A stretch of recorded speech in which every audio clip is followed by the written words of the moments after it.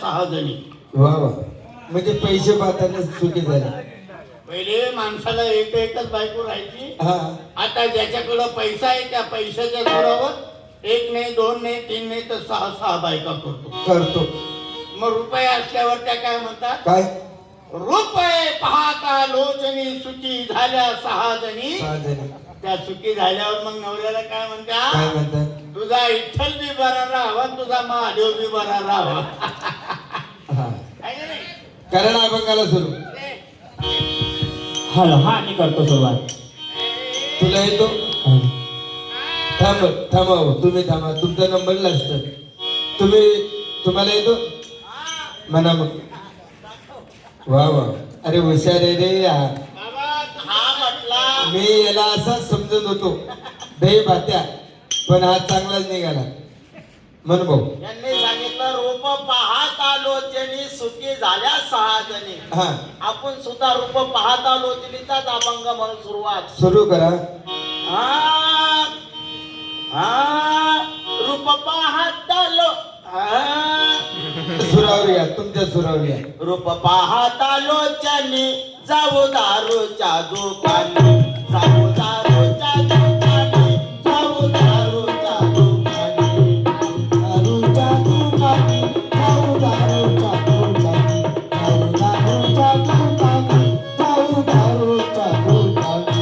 सर्व सुखोताची जोडी, दारू पेवो थोडी थोडी, दारू पेवो थोडी थोडी, दारू पेवो थोडी थोडी. दारू पिऊ थोडी थोडी, दारू पिऊ थोडी थोडी, दारू पिऊ थोडी थोडी, दारू पिऊ थोडी थोडी. सर्व सुखाचे आगर नख पावसर फिरवा, नख पावसर फिरवा, आधी आराधे फिरवा. आधी आधी फिरवा, आधी आधी फिरवा, आधी आधी फिरवा, आधी पैसे फिरवा. आम्ही भाऊचे चले, आमचे बोकड कोणी नेले, आमचे जिंगे कोणी नेले, आमचे बोकड कोणी नेले. भाऊ, ओ हरी हरी, इकडे ये.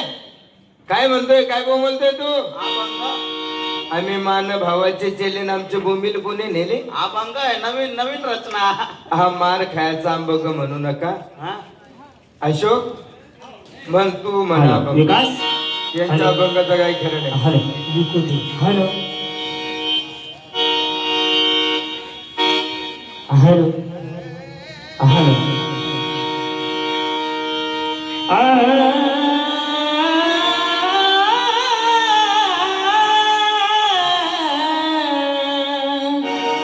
होईना विनारे पंढरीचा वार करे, पंढरीचा वार करे. होईना विनारे, होईना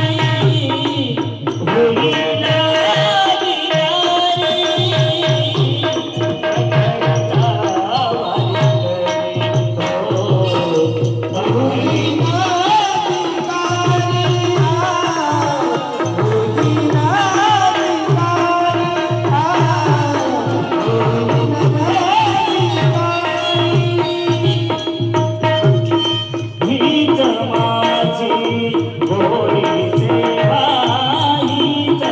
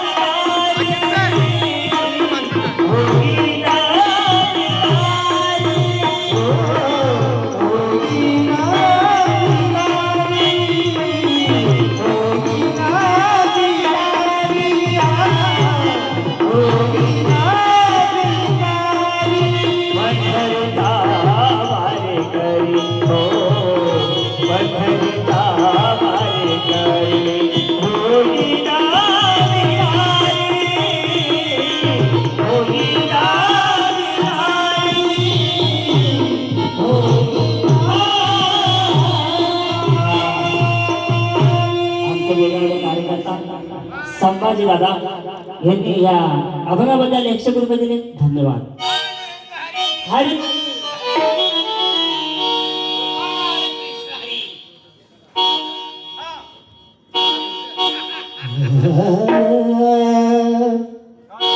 चंद्र जळला मला श्रीहरीचा,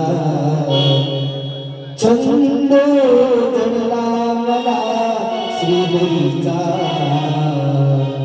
सोळा पाहिला पंढरीचा, सोळा पाहिला पंढरीचा, सोळा पाहिला पंढरीचा. चंद्र जळला मला श्रीहरीचा, चंद्र जळला मला श्रीहरीचा. काय करू काय आमच्या दत्त गोस्वामी भोकरकर आमच्या दत्ताबाईंची आई यांनी या बघाबद्दल 100 रुपये दिले. धन्यवाद. तिला पंढरीचा सोळा पाहिला पंढरीचा, सोळा पाहिला पंढरीचा, सोळा पाहिला पंढरीचा, सोळा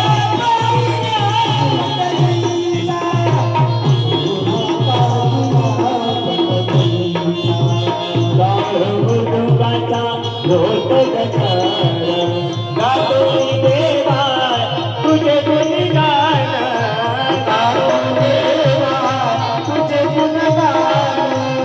होत गजर हरी नामाचा, होत गजर हरी नामाचा.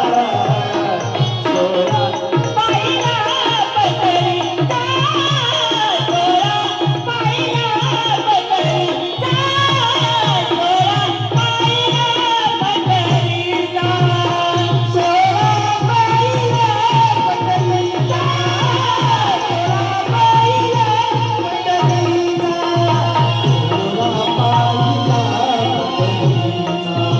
आषाढ कार्तिक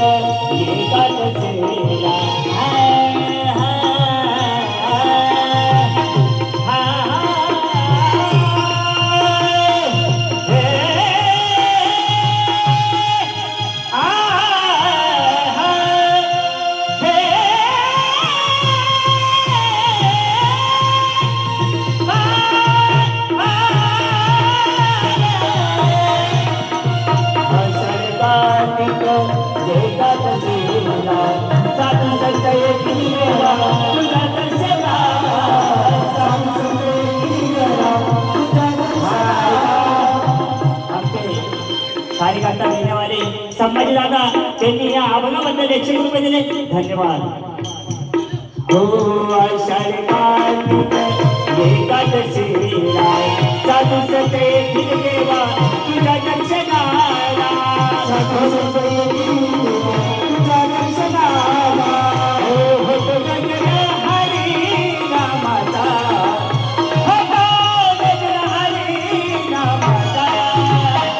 सोळा पाहिला पंढरीचा, सोळा पाहिला पंढरीचा, सोळा पाहिला पंढरीचा, सोळा पाहिला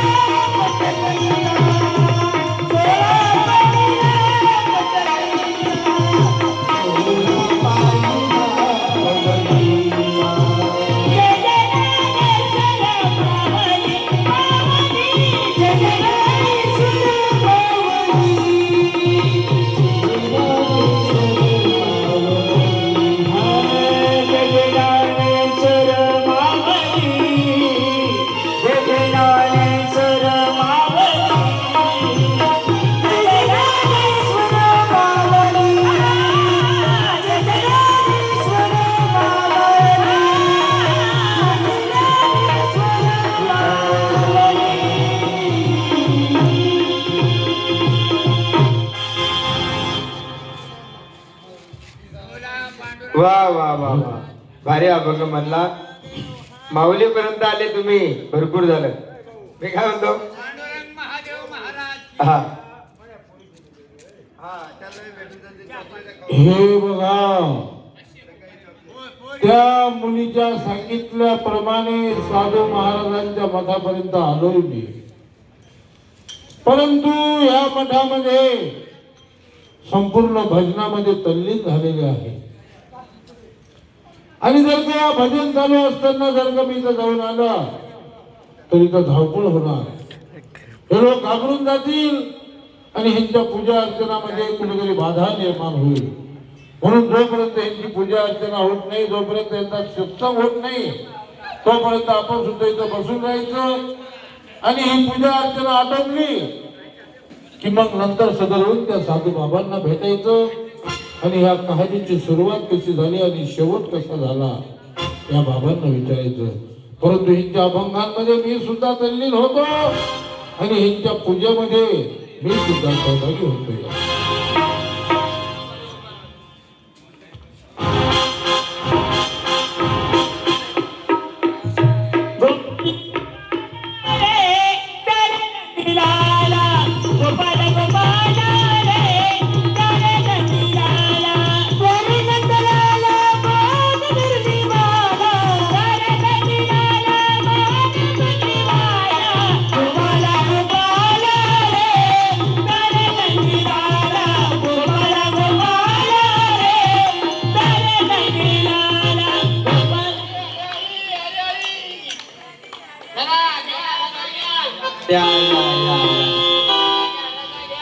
जा सगळे लवकर या. हा नमो आदेश बाबा, नमो आदेश बाबा. आदेश आदेश.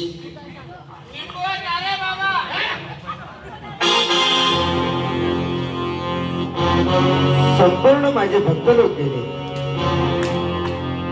पण हा माणूस नवीनच दिसतोय. का हो माशे, अहो का तुम्ही का जात नाही? आणि हातामध्ये तलवार, कंपनी काळा ठेवा. तुम्ही आहेत तरी कोण? बाबा, मला नाही ओळखलं असणार तुम्ही. काळाचा दुसरं नाव म्हणजे मीच तो या रत्नपूर परिसराच्या अंगणामध्ये, या रानामध्ये फिरणारा मीच तो अकराळ विक्राळ शिकारी म्हणतात मला. शिकारी आहे मी. अहो तुम्हाला शिकार करायची आहे ना, पण या माझ्या महादेवाच्या परिसरात शिकार करू नका. कारण या ठिकाणी मला ते सहन होणार नाही. तुम्ही बाहेर शिकार करू शकता, या ठिकाणी करू नका शिकार. अहो बाबा, अहो या महादेवाच्या परिसरामध्ये का म्हणून शिकार करू मी? मला मान्य आहे हा मनुष्य विरहित परिसर आहे. हे जे आहे ते तुमचे पाळीव प्राणी आहे. या पाळीव प्राण्यांना पकडण्यासाठी किंवा यांना मारण्यासाठी नाही आलो मी. आले कशासाठी? मला तुमच्याकडे काही गोष्टी विचारायच्या आहे आणि त्या गोष्टी तुम्ही मला सदैव सांगणार अशी मी आशा बाळगून आहे. म्हणून मला फक्त काही 3 प्रश्नांची उत्तर हवे. ते 3 प्रश्नांची उत्तर जर का तुमच्याकडनं मला मिळाले तर मी लगेच निघून जाणार. म्हणजे मला काय सांगायचंय तुम्हाला? होय, तुम्हाला काय ऐकायचंय माझ्याकडनं?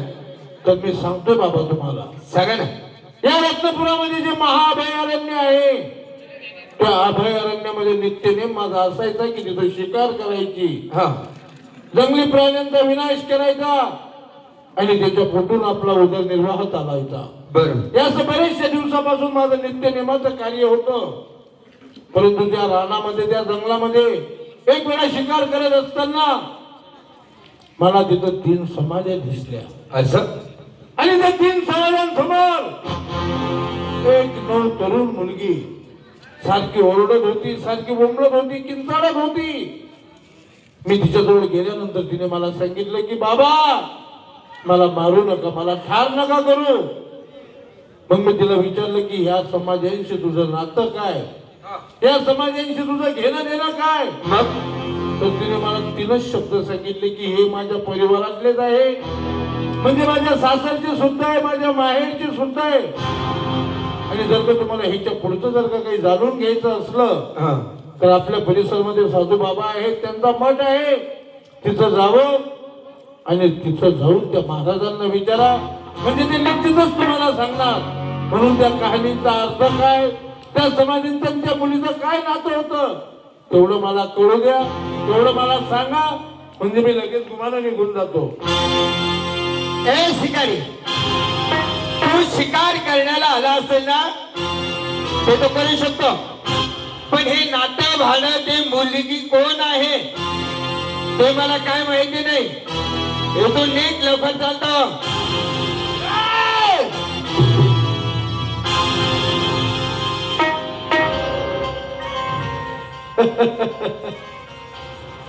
साधू बाबा, आतापर्यंत या शिकाऱ्याने कधी नाही ऐकलं नाही. अगर हमने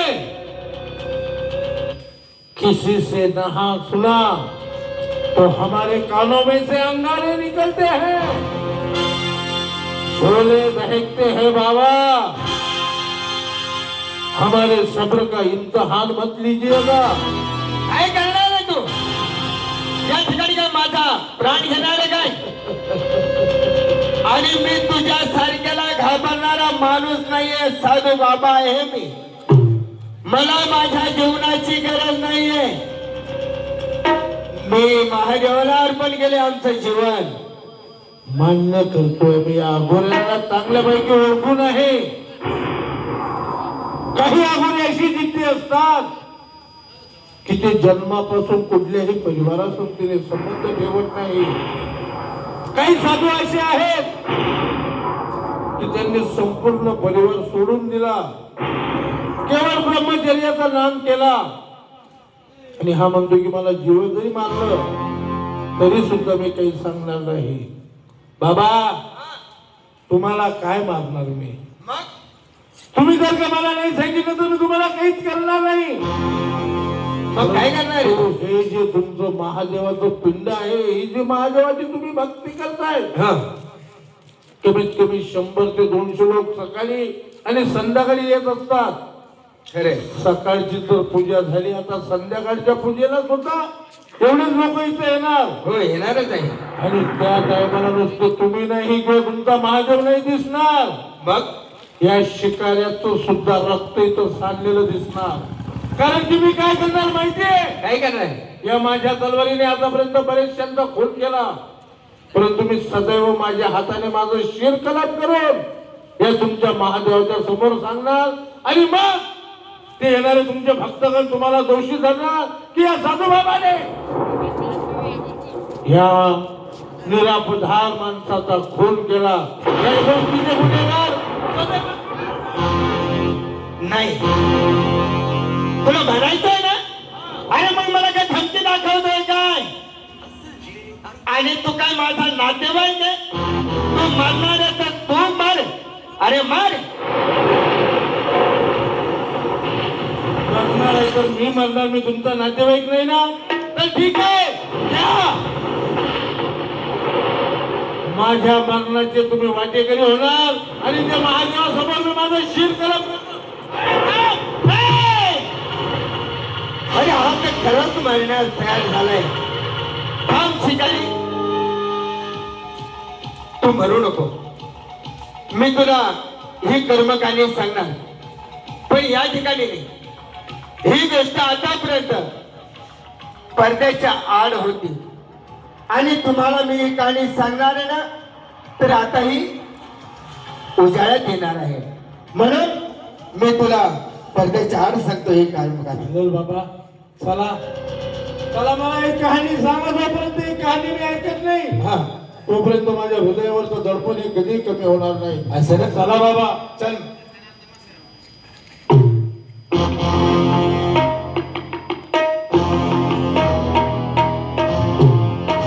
हॅलो बाबा, या कहाणीची सुरुवात कशी झाली, या कहाणीचा शेवट कसा झाला बाबा, कळवा मला. ऐक शिकारी, असे झाले